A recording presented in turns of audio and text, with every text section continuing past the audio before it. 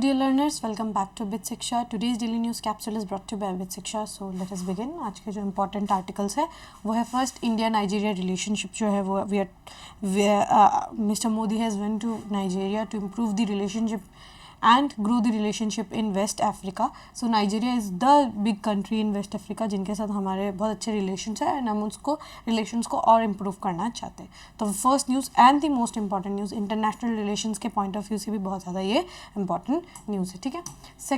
Second news is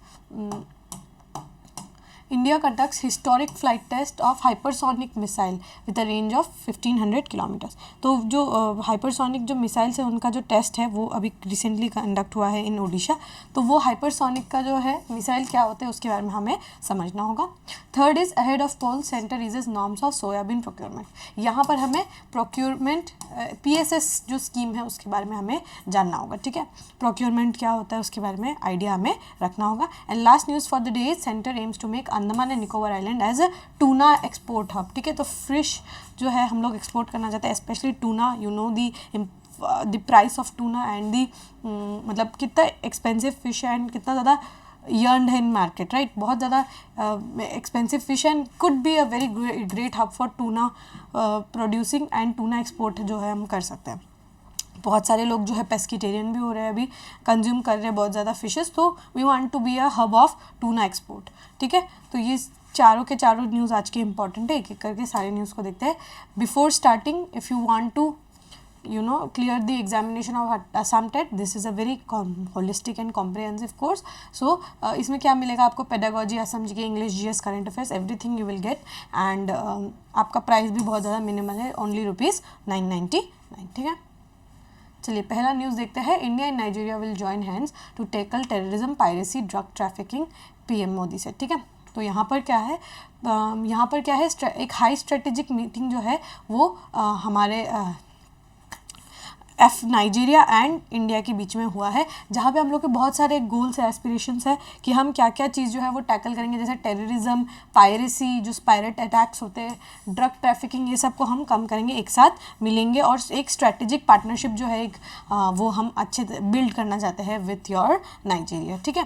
तो यहाँ पर क्या है, India accords high priority to its strategic partners with Nigeria and it will work towards boosting ties in a range of areas including defense, energy, trade, Prime Minister Narendra Modi said during the talks with Nigerian President Bola Ahmed Tinubu, ठीक है.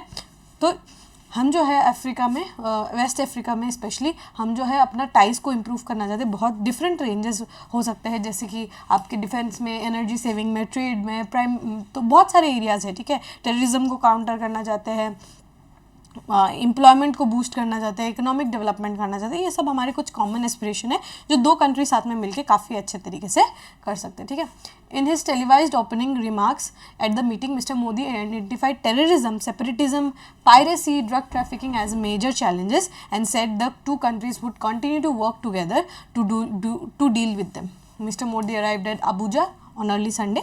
और ये जो trip है ये किसी भी Indian prime minister का 17 साल के बाद ट्रिप है टू नाइजीरिया, ठीक है. तो ये हमारे लिए बहुत ज़्यादा इंपॉर्टेंट हो जाता है. And also Nigeria looks India as a very positive friend of them and not only your Nigeria बल्कि आपके पूरा अफ्रीकन कॉन्टिनेंट ही हमें एक अपना बहुत अच्छा एक दोस्त समझता है, as a very good friend of them. तो ये हम लोग के लिए और ज़्यादा इंपॉर्टेंट यहाँ पर हो जाता है, ठीक है.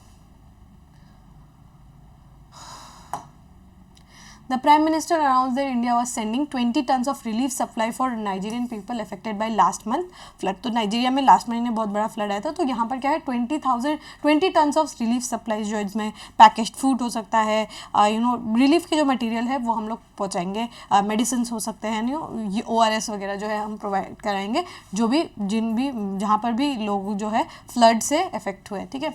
He referred to the African union becoming a permanent member of G20 at India hosted summit of the grouping last year and described it as a significant outcome. तो मैंने आपको जैसे बताया हम लोग जो है उनके लिए बहुत अच्छे फ्रेंड है एंड एक बहुत रिलायबल भी फ्रेंड है. रिलायबल फ्रेंड होने के साथ साथ हमने उनका एंट्री जो है G20 में भी करवाया, तो उसके वजह से भी ये बहुत बढ़िया जो है आपको फ्रेंडशिप देखने को मिलेगा, ठीक है। We have given high priority to the strategic partnership with Nigeria and confident the new chapter in our ties will begin with following our talks. तो ये हमारा क्या है, हमारा दोनों कंट्रीज़ का यहाँ पर वेलफेयर एंड दोनों कंट्रीज़ के यहाँ पर गुड जो है गुडनेस के लिए यहाँ पर जो है बातें की गई है, ठीक है। तो हम लोग अभी इंडिया नाइजीरिया रिलेशनशिप के बारे में देखते हैं, कौन कौन से जगह पे हम कैसे उनके साथ बायलैटरल जो है कोऑपरेशन कर सकते हैं। पहले तो हम इकोनॉमिक कोऑपरेशन देखते हैं। ट्रेड वॉल्यूम देखिए, इट वाज थोड़ा सा गिरा है, ठीक है। ट्रेड वॉल्यूम जो है हमारा डिक्रीज जो है हुआ है in trade volume with Nigeria. पहले इट वाज अराउंड 14.95 बिलियन, अब कितना हो गया 11.8 बिलियन। बट अब जो है स्ट्रेटेजिक अगर हमारा पार्टनरशिप अगर नाइजीरिया के साथ शुरू होता है तो उसमें आपको एक इंक्रीज देखने को मिलेगा।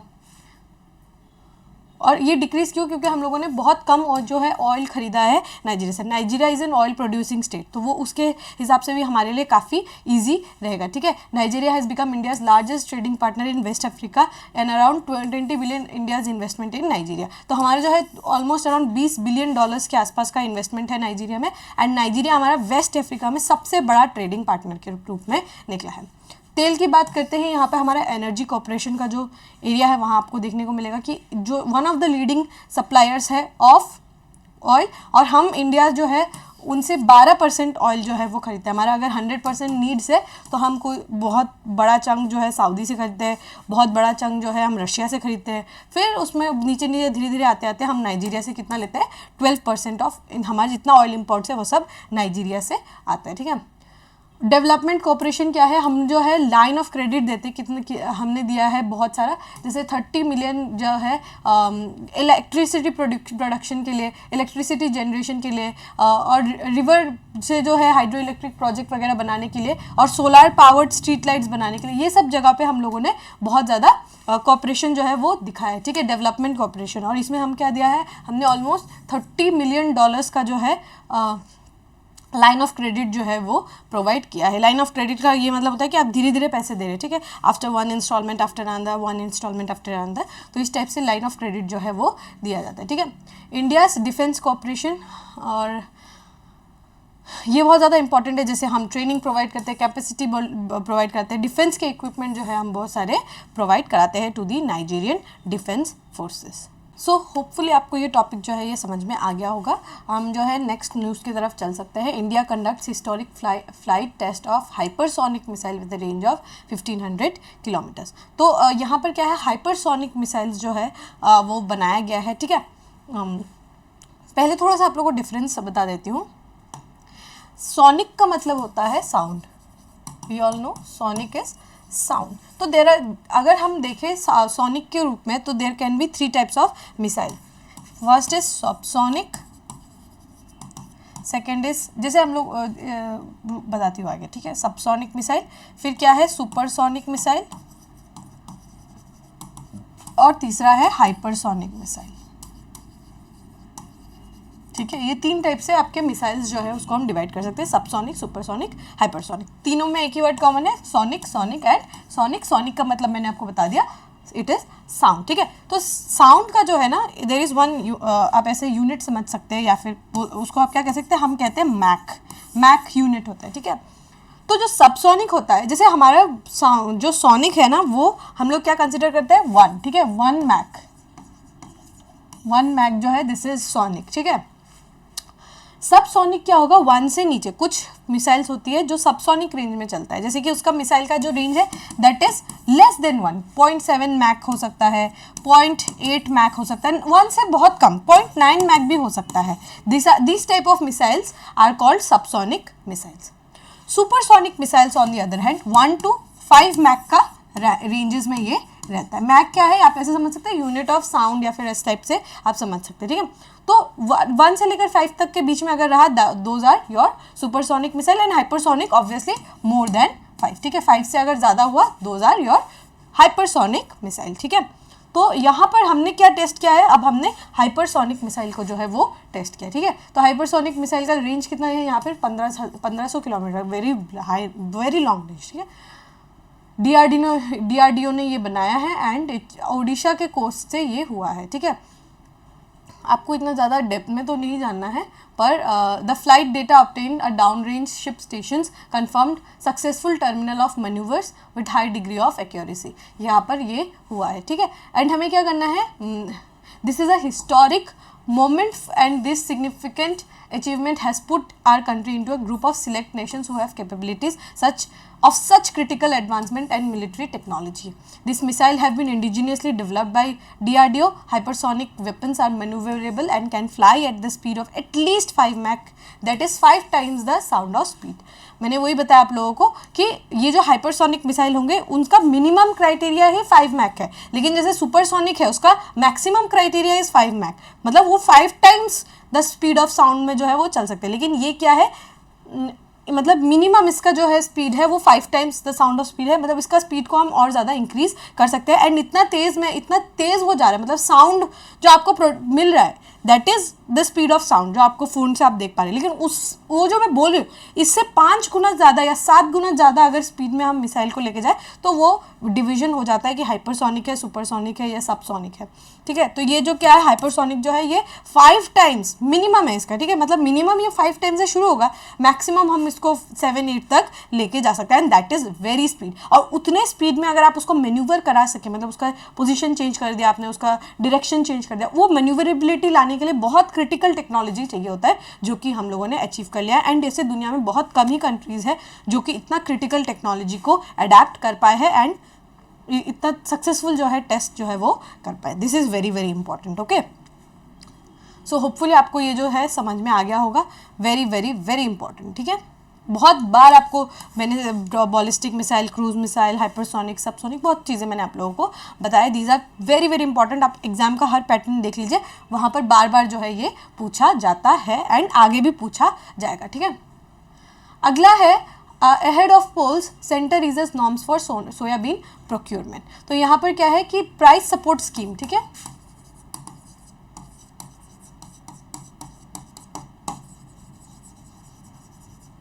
PSS, प्राइस सपोर्ट स्कीम, ठीक है। तो ये क्या है, यहाँ पर पोल्स से पहले महाराष्ट्र में पोल्स जो है वो होने वाले हैं, तो उससे पहले जो है सोयाबीन का जो प्रोक्योरमेंट है उसमें थोड़ा सा ईज डाउन जो है वो किया गया, ठीक है। Let us read the news.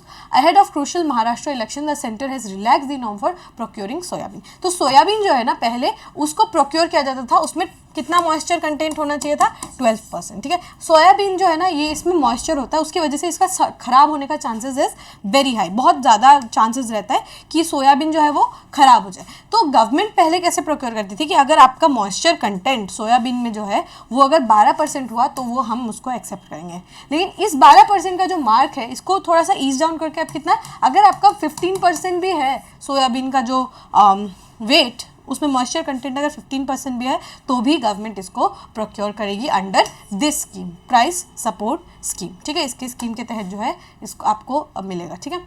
Ahead of crucial Maharashtra elections, the center relaxed the norm for procuring soybean, relaxing earlier norm that soybean with moisture content of 12% can be procured under prices support scheme during the last Kharif season. An official order of the Union Agriculture Ministry on Friday said that soybean with moisture content up to 15% can also be procured by the states. तो यहाँ पर आप देख रहे हैं कि मतलब पहले क्या होता था कि आप 12% पे अगर आपका 12% पे अगर आपका मॉइस्चर कंटेंट है तभी वो ले सकते हैं, लेकिन अब वो मॉइस्चर कंटेंट को इंक्रीज कर दिया, अगर वो 15% भी है देन स्टेट्स कैन प्रोक्योर, ठीक है। स्टेट्स जो है वो प्रोक्योर कर सकते हैं। और गवर्नमेंट जो है इसमें सोयाबीन पे कितना MSP देती है, 7,000 रुपये पर क्विंटल ऑफ सोयाबीन। 1 क्विंटल अगर आपने सोयाबीन दिया तो आपको 7,000 रुपये मिलेगा under the MSP।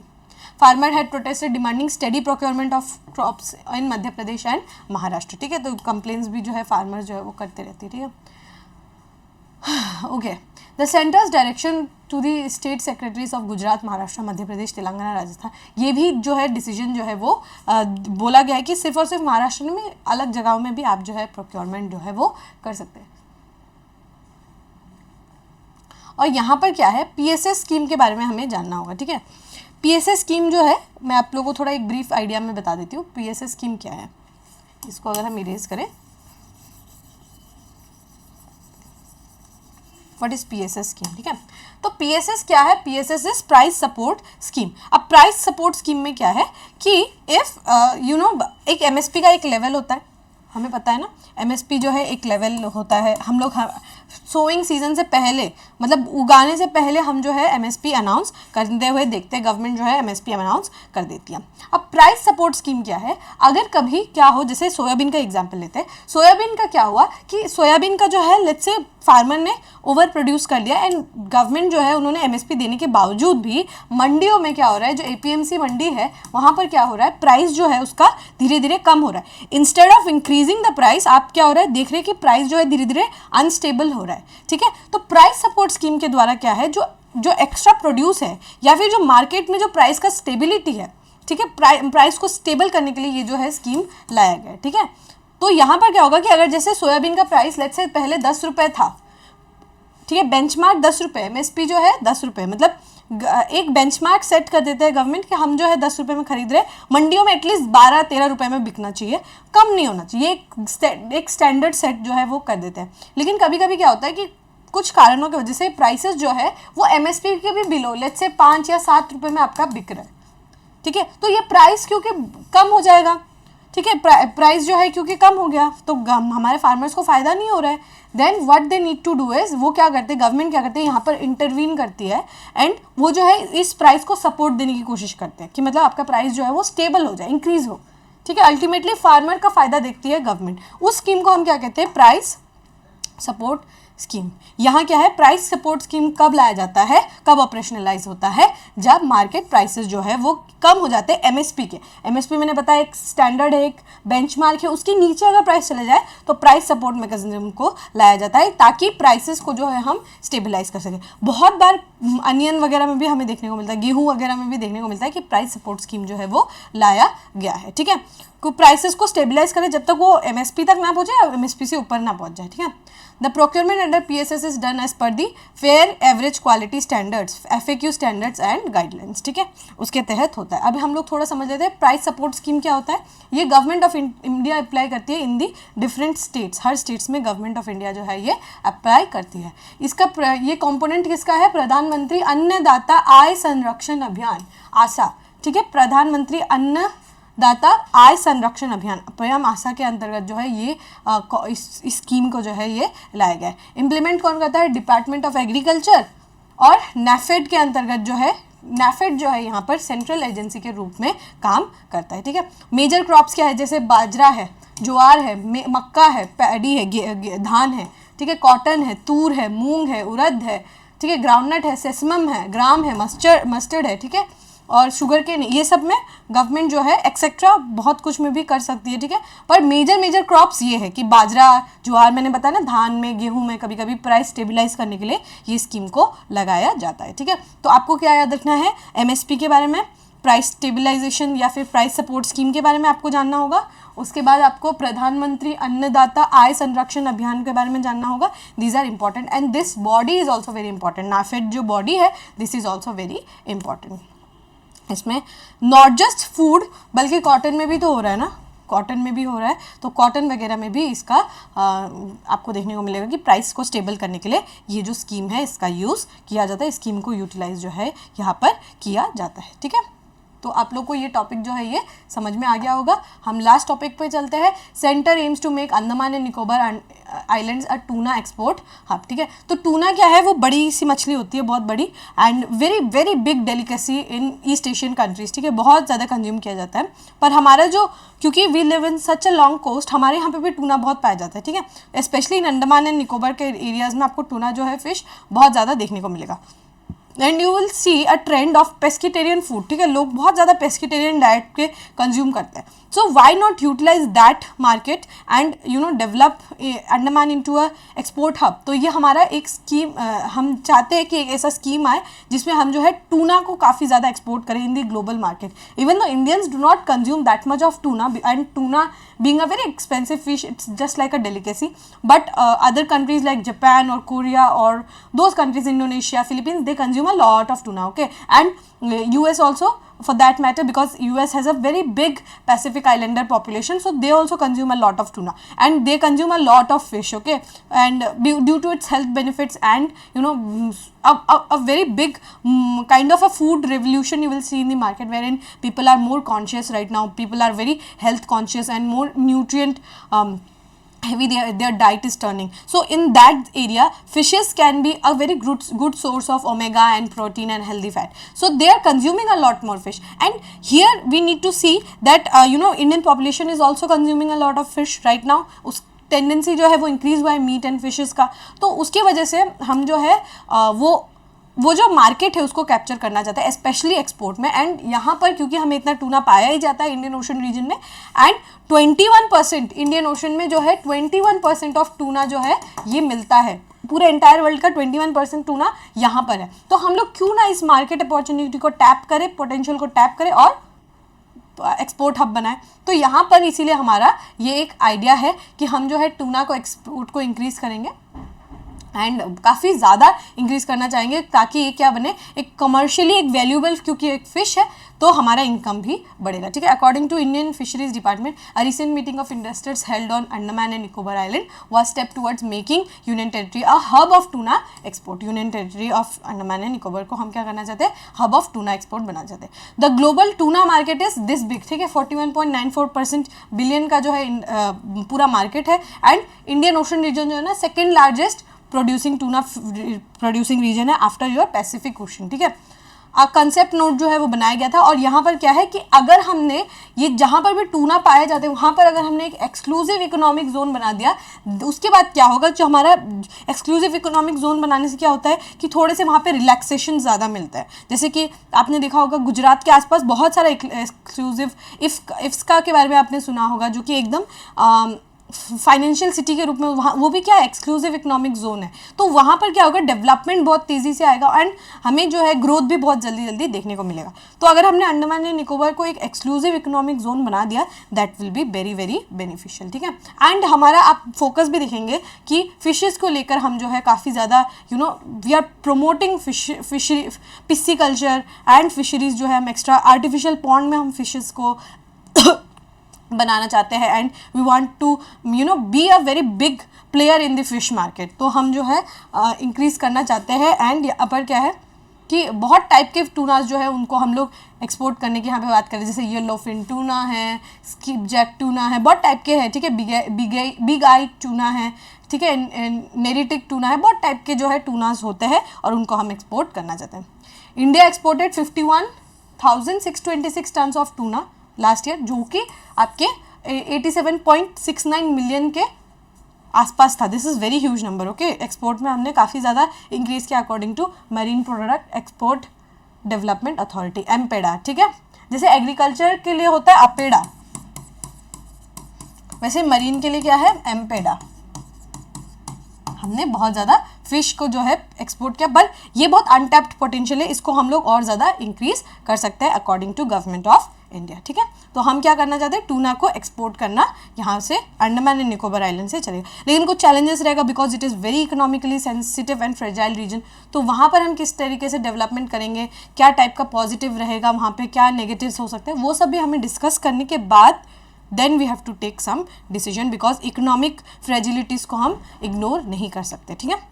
So hopefully आपको ये टॉपिक जो है ये समझ में आ गया होगा। With this we have come to end of today's daily news discussion.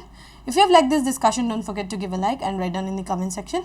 We will meet in the next discussion. Till then, take care and thank you.